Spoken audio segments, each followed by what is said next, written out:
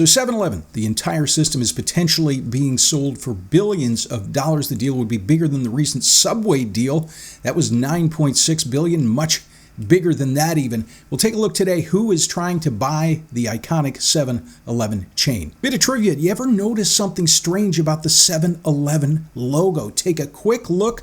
If you don't see it at first, hang tight. We'll reveal a hidden secret most people have never seen. We've done several videos on 7-Eleven, some of the problems plaguing the franchise. We covered Subway's problems as well, but that didn't stop Rourke Capital from paying $9.6 billion to buy the company, and some people suggest they might be experiencing a level of buyer's regret. But 7-Eleven now has Canadians that are making a bid to buy the 7-Eleven system. 7&I Holdings, that's the parent company of 7-Eleven. They operate almost 85,000 stores around the world, including 7-Eleven stores and Speedway gas stations in the USA. And you might recall 7&I bought Speedway from Marathon Petroleum back in 2021 for $21 billion. So this would be a massive deal. Can you guess how much 7-Eleven could be worth? Prospective buyers are Canadian group Alimentation Couche-tard, who are owners of Circle K, and as confirmed by 7-Eleven parent company, have made a bid to buy the entire system for billions of dollars. 7&I have formed a special committee to evaluate the proposal. As of now, no decision has been made. As soon as the news came out about this potential offer, that sent 7&I shares up over 22% in Tokyo yesterday, pushing that company over the $38 billion mark, or 5.6 trillion Japanese yen. That would make the deal value more than any other foreign takeover in Japan and the biggest cross-border deal of 2024. Now, recently, Japan has made reforms that would make it more difficult to ignore offers of this kind, but historically, Japanese firms are less prone to significant changes. Japanese firm, you say? You thought 7-Eleven was a Dallas-based company. Well, 7-Eleven started in Dallas way back as totem stores. And between 1928 and 1946, the stores actually had totem poles made in Alaska and shipped down, and they were in front of all of their stores.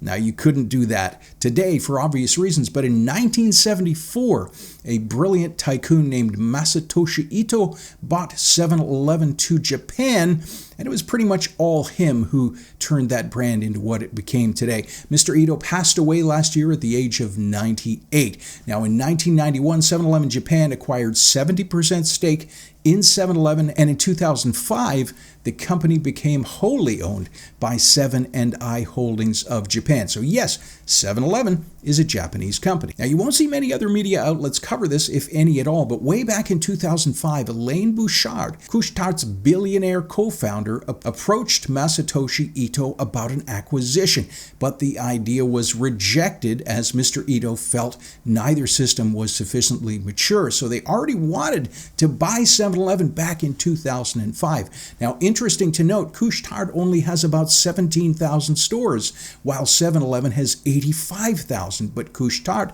has a higher valuation. Their valuation comes in at about $58.5 billion. Now, even if this $38 billion offer is accepted, and no doubt 7&I is going to be shopping around as we speak to other prospective buyers, there's many things that could ultimately quash this deal. Red tape is going to be very challenging trying to do a cross-border deal of this size. A lot of consultants, lawyers, and experts of all shapes and sizes are undoubtedly going to do quite well, and my calendar is open, by the way. There also could be pushback from competition watchdogs here in North America who might consider this deal as anti-competitive. Also, although Couche-tard is worth $58 billion on paper, it would likely be a strain on the company to pull a cash deal of that size together. And 7&I, even with major stakeholders pushing for change in these government reforms, may only consider a very sweet